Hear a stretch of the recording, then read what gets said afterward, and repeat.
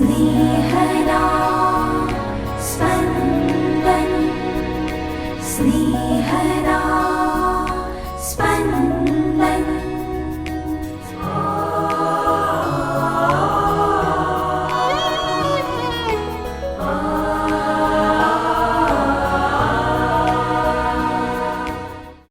સામાન્ય કાળના 11મા અઠવાડિયાનો ગુરુવાર. ધર્મસભા આજે સંત રોમુઆલ્દનું પર્વ ઉજવે છે. પ્રાર્થના એટલે શબ્દોની ભરમાર નહીં. પ્રાર્થના એટલે મારા પિતાને મારે શાની જરૂર છે એ ખબર છે એવો વિશ્વાસ. એટલે જ ઈસુ ઓછામાં ઓછા શબ્દોવાળી પ્રાર્થના શીખવે છે. સાંભળીએ સંત માથીકૃત શુભ સંદેશ, અધ્યાય 6, કડી 7-15.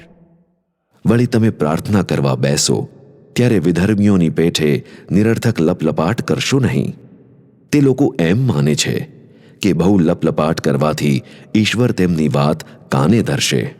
પણ તમે તેમને પગલે ચાલશો નહીં, કારણ તમારા માંગ્યા પહેલાં જ તમારા પિતાને ખબર છે કે તમારે શાની જરૂર છે. માટે તમારે આમ પ્રાર્થના કરવી: હે અમારા પરમપિતા, તમારા નામનો મહિમા થાવ. તમારું રાજ્ય આવો. જેમ સ્વર્ગમાં તેમ પૃથ્વી ઉપર તમારી ઈચ્છા પૂરી થાવ. આજે અમને અમારો રોજનો રોટલો આપો. અમે જેમ અમારા અપરાધીઓને માફી આપી છે તેમ તમે અમારા અપરાધોની માફી આપો. અમને પ્રલોભનમાં પડવા દેશો નહીં, પણ અમને અનિષ્ટથી બચાવો. જો તમે બીજાઓના અપરાધ ક્ષમા કરશો તો તમારા પરમપિતા તમારા અપરાધ પણ ક્ષમા કરશે. પણ જો તમે બીજાઓના અપરાધ ક્ષમા નહીં કરો તો તમારા પિતા તમારા અપરાધ પણ ક્ષમા નહીં કરે. स्नेहदा स्पन्दन स्पन्दन।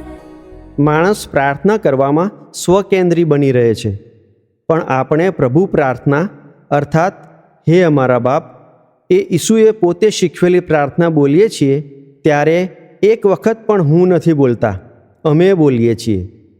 એક વખત પણ મારું નથી બોલતા, અમારું બોલીએ છીએ. આપણા માટે જ નહીં પણ અન્યો માટે પણ માગીએ છીએ. પોતાના માટે જ નહીં પણ અન્યો માટે પણ રોજની રોટલી ને અપરાધોની માફી માગીએ છીએ. આખી આ પ્રાર્થનામાં હું નહીં પણ અન્ય બધા સામેલ થાય છે. ઈસુ પ્રાર્થના બાબતમાં શબ્દોના પ્રાચુર્ય અને યંત્રવત બોલાતી પ્રાર્થના ટાળવાનું કહે છે. પ્રાર્થનામાં શ્રદ્ધા અને વિશ્વાસની સાથે ઈશ્વરની શરણાગતિ સ્વીકારીને બાળ સહજ નિર્દોષતાનું અનિવાર્ય તત્વ ન ઉમેરાય તો પ્રાર્થના નિરર્થક લપલપાટ માત્ર બની જાય છે. એક ખાસો પ્રસિદ્ધ થયેલો ટૂચકો છે. એક ગામમાં ચોમાસું કોરું જવાને કારણે ગામના લોકોએ સામૂહિક પ્રાર્થનાનું આયોજન કર્યું. એક 6 વર્ષનો છોકરો ત્યાં છત્રી લઈને પ્રાર્થનામાં જોડાયો. લોકોએ તેને પૂછ્યું, તું છત્રી લઈને કેમ આવ્યો? બાળકે જવાબ આપ્યો, આપણે પ્રાર્થના કરીશું એટલે પછી વરસાદ પડશે ને એટલે. પ્રાર્થનામાં શબ્દોના આડંબર કે વિપુલતાનું કોઈ મહત્ત્વ નથી, પણ હૃદયના ભાવ, શ્રદ્ધા ને નમ્રતાનું મહત્ત્વ છે. કોઈ મોટા સરકારી અધિકારી કે મંત્રી આગળ શ્રીમંતો પણ નતમસ્તક થઈને નમ્રતાનો દોડ કરીને વિનંતી કરતા હોય છે. તો આપણે તો આપણા સર્જનહાર અને આપણી આટલી બધી ફિકર કરનાર, વારંવાર આપણી ભૂલોને અવગણીને આપણને સ્વીકારનાર પરમપિતાને પ્રાર્થના કરતા હોઈએ ત્યારે તેમની સ્તુતિ સાથે આભાર માનતા આપણી અરજો રજૂ કરીએ, ફરિયાદો પણ કરીએ, એ પણ ઈશ્વરને ગમે છે. પીડા અને મહાવ્યથાથી ત્રસ્ત ઈસુ પણ પદસ્તંભ પરથી પોતાની નિરાશા ઠાલવે જ છે ને. મારા ભગવાન, તે મને કેમ છોડી દીધો? કુટુંબમાં બાળકો નિસંકોચ મા બાપ પાસે પ્રેમથી પોતાની માગણીઓ કરતા જ હોય છે ને.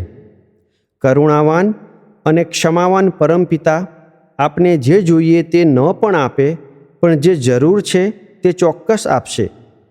પૈગંબર ઈર્મિયા તેથી જ કહે છે, આપણા ગર્ભમાંથી જ ઈશ્વરે આપણા માટે બધું નક્કી કરી રાખ્યું છે. પ્રભુ પ્રાર્થનાના એક એક શબ્દ પર મનન કરીને તેને બોલીએ નહીં, પણ કરીએ તો ઈસુએ શીખવેલી પ્રાર્થના કેટલી સંપૂર્ણ છે તેનો ખ્યાલ આવે છે. ઈશ્વરની ક્ષમા મેળવવાનું આપણે અન્યોને માફ કરીએ એની પર આધાર છે તે ઈસુએ સ્પષ્ટ કર્યું છે. આપણે સગવડ તરીકે એને ટાળીએ નહીં, જેથી ઈશ્વર આપણને ન ટાળે. અન્યોને માટે પ્રાર્થના અને દિવસના અંતે આભારની પ્રાર્થના કેવી રીતે ભૂલી જઈ શકીએ?